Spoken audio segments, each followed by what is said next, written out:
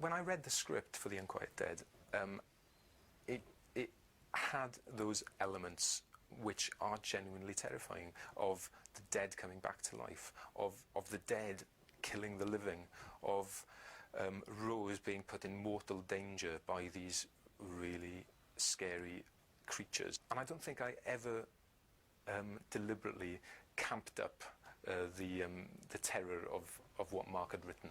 I think I was always trying to be dramatically faithful to it, and so when the shocks come, when Mrs. Peace's eyes open in the coffin, that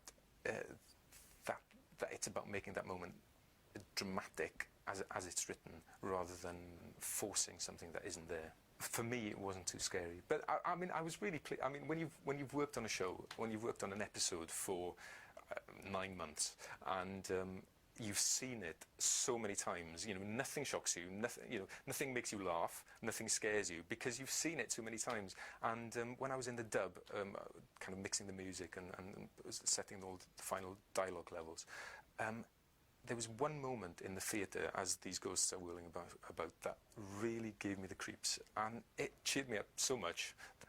Sometimes the biggest villain when you're directing is time, and trying to master time and to kind of tame it so that you actually get everything you need in a day is the biggest challenge, and that terrifies me. The snow scenes in The Unquiet Dead involve an awful lot of work, because there's prep work for the snow layers to come down and actually spray this stuff on the ground, which is made of paper mostly. There's the fear of it raining and washing the whole lot away before you've even shot a frame.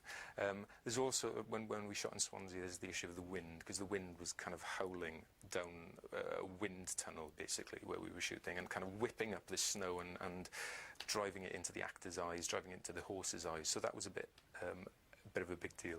Also, there's when the snow is actually falling from the sky, there's a mechanical sound. It's like a lawnmower. The scene in episode 3 that I'm really, that really moves me is the scene where Dickens says goodbye to the Doctor and Rose, and he asks. He tells the Doctor that, you know, he sees so much into he can see the future so well.